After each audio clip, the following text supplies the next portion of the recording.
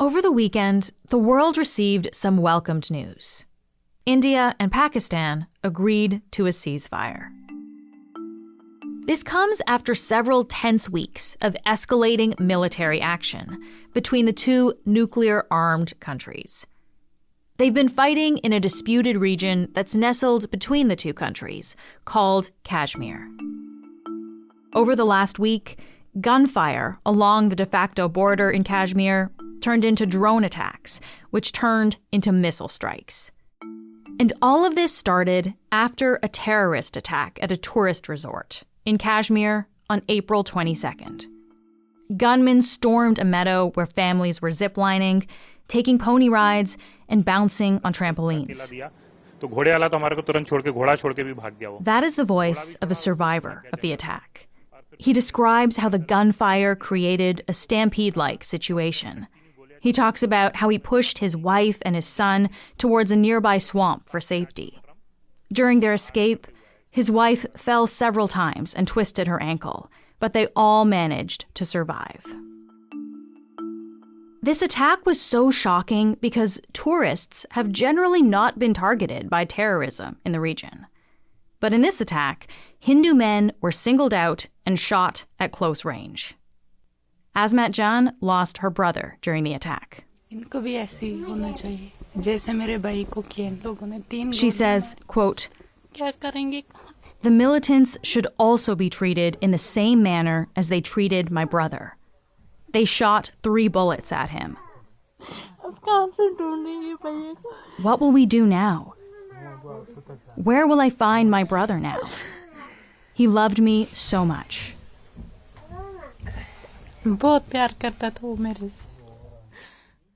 This disputed territory has been at the heart of the decades-long conflict between India and Pakistan, and its future is likely key to a long-lasting peace between the two countries.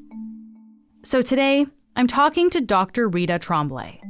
She's a former provost at the University of Victoria and a political scientist who's an expert on the Kashmir region. I'm Menaka Raman-Wilms, and this is The Decibel from the Globe and Mail. Reeta, thank you so much for being here today. You're very welcome, Menaka. So this past weekend, we heard about a ceasefire deal between India and Pakistan. Reeta, what was your reaction when you heard that news? I was both relieved as well as skeptical. And relieved because this is the most serious escalation in decades. There was a real danger of escalation of this crisis into a nuclear warfare. And both countries have massive nuclear weapons. And the escalation of the crisis was absolutely very rapid. So it was quite worrisome. But I was relieved also for my family and friends in both countries. But second, also, I am very concerned how long this is going to last. Both the countries have long-standing, irreconcilable differences. And they're not going to go away. One is Kashmir, the issue of Kashmir. The second is cross-border terrorism. So both relief and skepticism. So this agreement that we saw over the weekend, this was the product of talks led by U.S. Secretary of State Marco Rubio, U.S. Vice President J.D. Vance as well. And they also included Indian Prime Minister Narendra Modi and Pakistani Chief of Army Staff Asim Munir. Reeta, were you surprised that the U.S. helped broker this deal? No, there were indications in the few days, after the conflict began, that the United States was talking to both countries, not only the US, but other countries too. The UK, Saudi Arabia, Iran, even China started speaking about exercising restraint. But the announcement was a surprise. It was announced by the U.S. president, on social media, and reaffirmed then later on by Marco Rubio and J.D. Vance. But I must say that India and Pakistan have inconsistent narratives about it. Okay. If you look at or watch the Pakistani media, it openly acknowledged the long night negotiations, which were mediated by the United States. The Pakistani Prime Minister thanked the United States. Whereas in India, on the other hand, in its official statements, there was absolutely no mention of the United States. It's arrived at by the true director of military operations. And they are the ones who negotiated this process. And not only that, is the Pakistan's director of military operations who called the Indian counterpart, and then they worked through the agreement. So why would that be? Why would India not mention the U.S. in that? You have to go back to actually 1972, and it's called the Shimla Agreement, in which both India and Pakistan decided that there will be no third-party mediation with regard to any conflict between India and Pakistan. So they would just deal with each other then? They'll just deal with bilaterally. And Mr. Modi has made a big deal about it. And actually, the reaction to some of the Hindu staunch supporters of Mr. Modi and the right-wing supporter of Mr. Modi are not happy that U.S. was somehow involved in it. Okay. So it's just two different narratives which are coming out. And India is being very careful, saying that there was no third-party mediation. Okay, so yeah, both sides seem to be presenting this in slightly different ways then. Reeta, I think in order to understand this current conflict, we have to do a little bit of digging into history here, because these two nuclear powers have been fighting over a region of land called Kashmir. This was, of course, created as an independent territory in 1947 during partition, which was when Britain divided the land it had colonized into India and Pakistan. How did Kashmir go from this independent region after partition to a situation now where both India and Pakistan control part of it? Okay, so before I delve into the history, let me just quickly point out one major point actually here. When we speak about Kashmir, we are really referring to Jammu and Kashmir. It's the region of Jammu and Kashmir. Kashmir is a shorthand version of the whole Jammu and Kashmir, and Jammu and Kashmir has three distinct sub-regions. Jammu, which is Hindu majority, Kashmir Valley, which is not majority, extensively Muslim, 96%, and Ladakh, which is equally divided between Buddhists and Muslims. So during partition, the British, when they leave and create two nations, India and Pakistan, they're going to divide up India. But the division is going to be only in 60% of India, because British were only ruling the 60% of India directly, and 40% of India consisted of about 565 princely states. So when the British leave and create two nations, they advise these princely states who became sovereign at that time, saying join either India and Pakistan because you're scattered all over and you will not be able to survive. Okay, so they divided up 60% of the country, and the other 40%, they said you can choose basically where you want to go. Absolutely. And they were all scattered. You know, there was just no logic to their scattering. So almost all joined either India or Pakistan, except three. And the two of them were integrated with India very quickly, but is a third one, which is the princely state of Jammu and Kashmir. He doesn't want to join because going with Pakistan, no option. He's a Hindu ruler. Going with India, no option because there was a nationalist movement in Kashmir. And so he doesn't join, he's sitting still. And meanwhile, you have a tribal invasion, which happens from the northwest provinces of Pakistan, take over almost all of the state. And at that time, Maharaja asked for a treaty of accession with India. And they accept the treaty of accession and will send the security forces only on the condition that once law and order is established, that there will be a plebiscite in the state of Kashmir, and the people will decide their future. Okay. So in this region, but that is physically kind of between part of Pakistan and India, the Maharaja says, I want to stay independent, but then there's this invasion that comes in and from the Pakistan side, and then so he asks India for help, and they say, okay, but you gotta make a deal, basically. Yeah. So then India sends its forces. They're going to liberate, so-called liberate in Indian language, 2/3 of Kashmir. And so since that time, since 1947, 2/3 of Indian Kashmir is known as Jammu and Kashmir. And 1/3 of Kashmir, which is in Pakistan administered, is known as Azad Kashmir, free Kashmir. So now what goes on is India is going to begin to establish a popular government in the state, and also is developing its own constitution, Within the Constitution, the 1950 Constitution, there are two provisions which it adds, and one is Article 370, giving a special status to the state of Jammu and Kashmir because of its distinct identity, Muslim identity, because this is the only majority Muslim state in India. It also adds Article 35A, which allows Kashmiris or residents of Jammu and Kashmir to own property and also to seek employment, and the rest of Indians are not allowed to do so. So those two provisions are created. This is an important point that you just brought up here, that Kashmir then has this special status, essentially, in the Indian Constitution. And it's unlike any other state Indian federation. There is no federal asymmetry. I always tell my Canadian audiences that it's like the sovereignty association arrangement, which Partikubekov was desiring with Canada. Huh.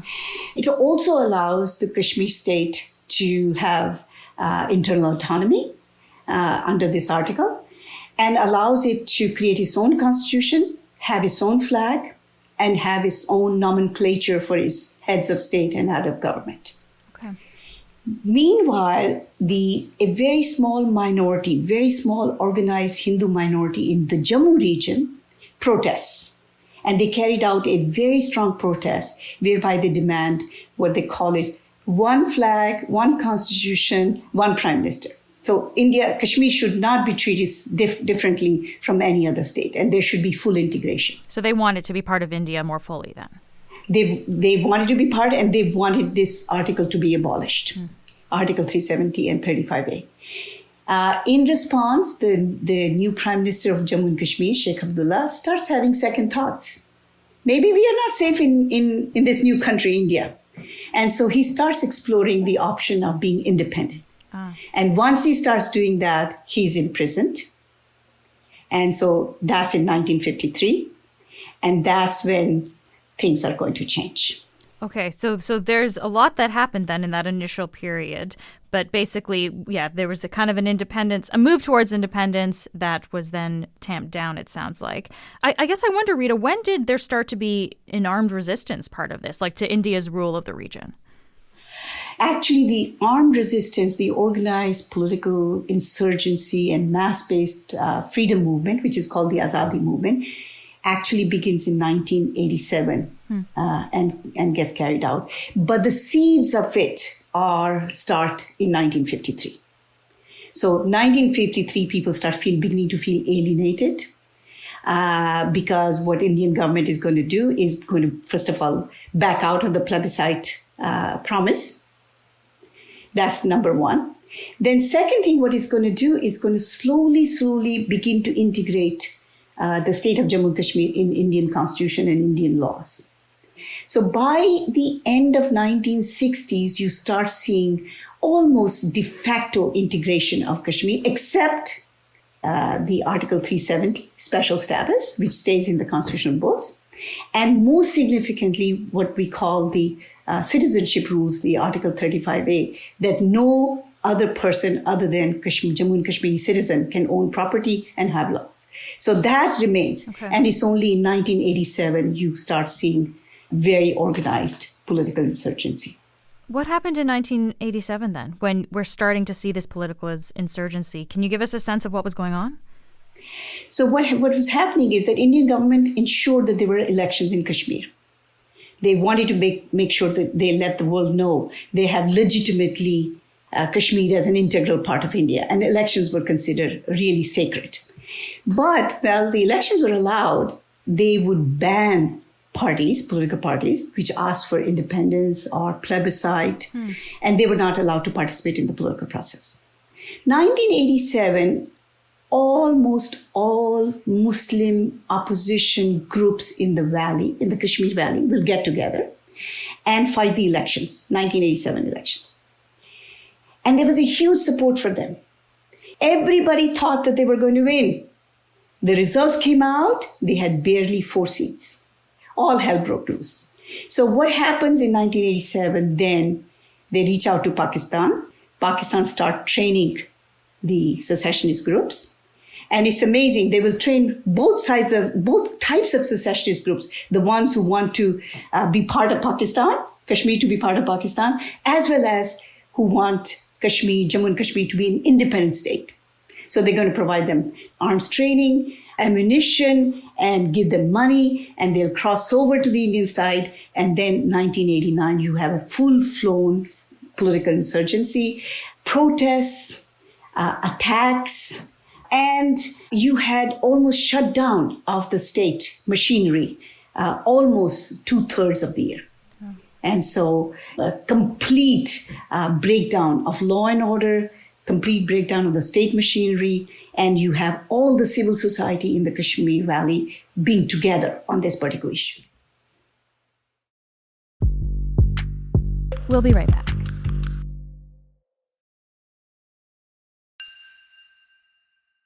Okay, so we've gone over some of this history of this region. I wonder now, though, about the influence of Narendra Modi in particular. He is, of course, India's highly nationalist current prime minister. Reeta, how has he changed the dynamic in this region, in Kashmir? So their agenda has been always, our Indian Union is one union. You cannot give special status to one state. There has to be full integration with India. So therefore, there has to be abolition of Article 370. Moreover, Article 35A is counter to Indian mobility laws.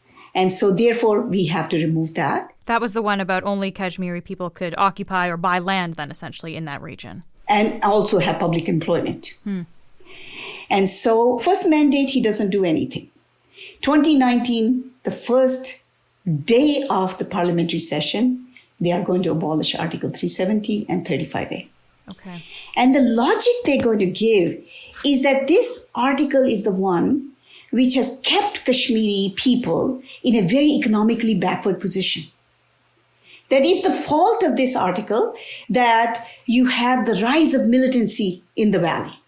So these changes would basically take away Kashmir's special status then, and then also now any Indian citizen could buy land there as well.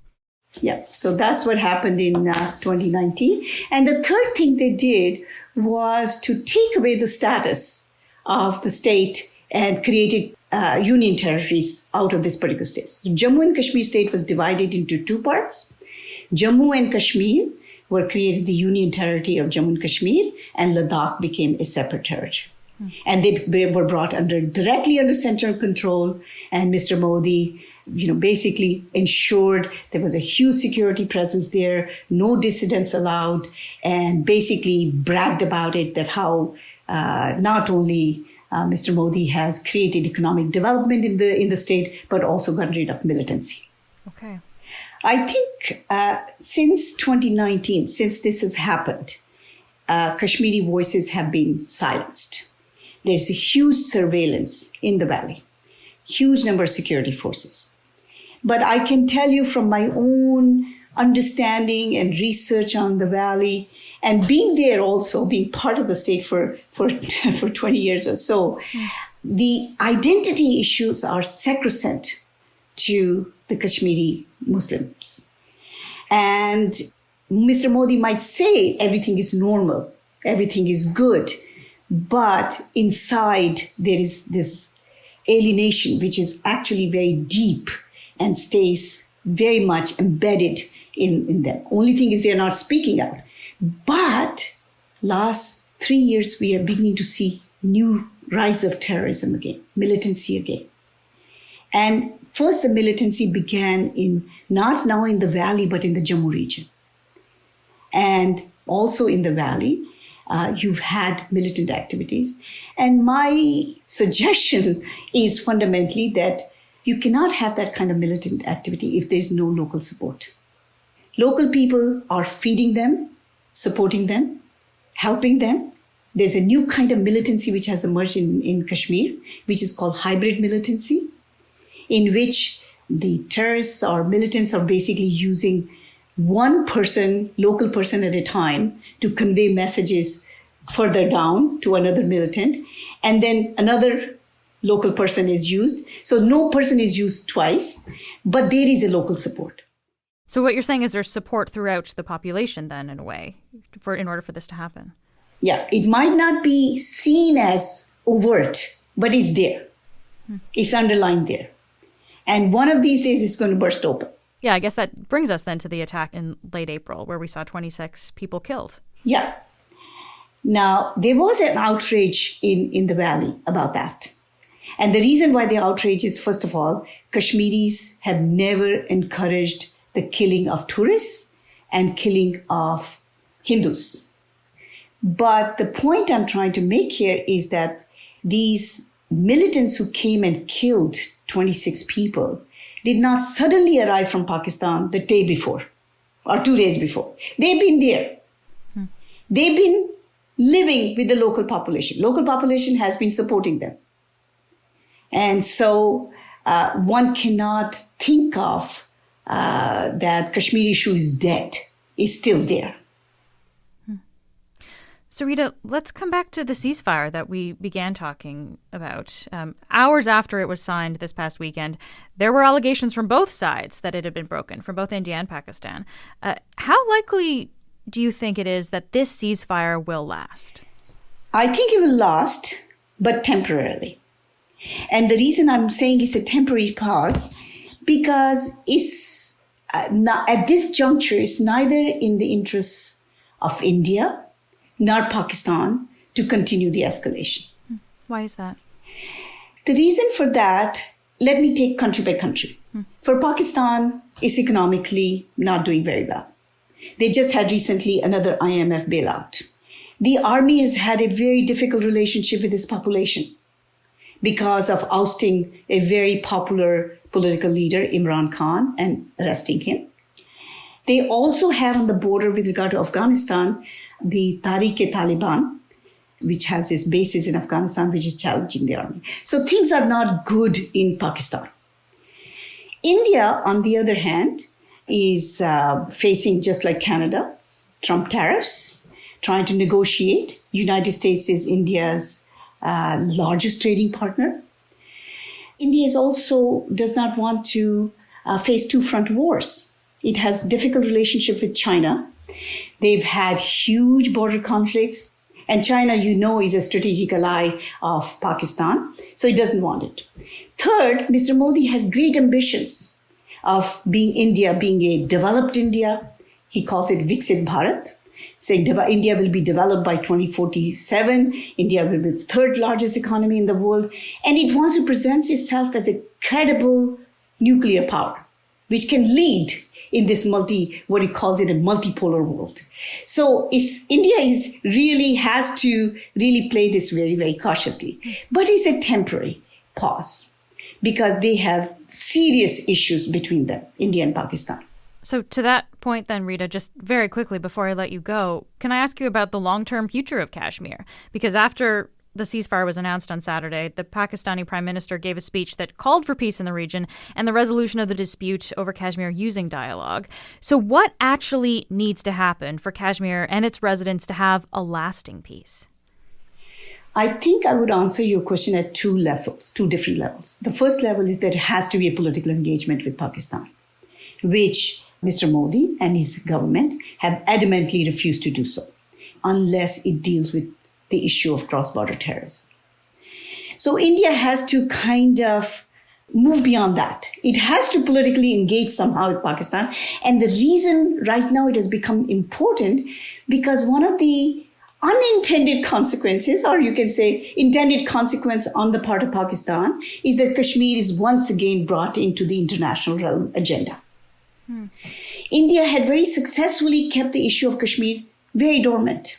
There was no protest, no opposition to India with regard to Mr. Modi abolishing Article 370.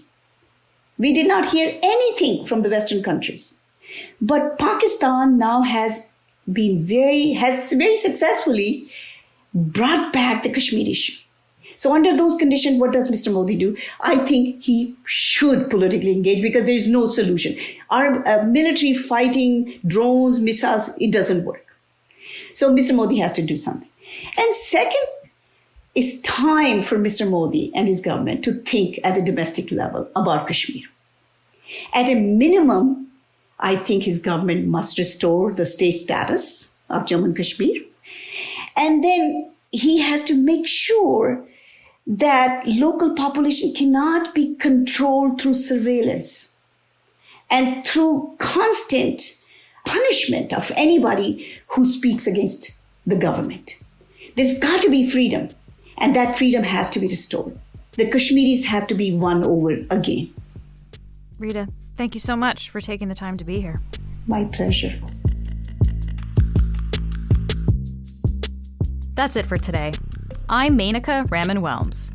This episode was edited and mixed by Ali Graham. Our intern, Kelsey Howlett, helped produce this episode. Our associate producer is Aja Souter. Our producers are Madeline White, Michal Stein, and Ali Graham. David Crosby edits the show. Adrian Chung is our senior producer, and Matt Frainer is our managing editor. Thanks so much for listening, and I'll talk to you tomorrow.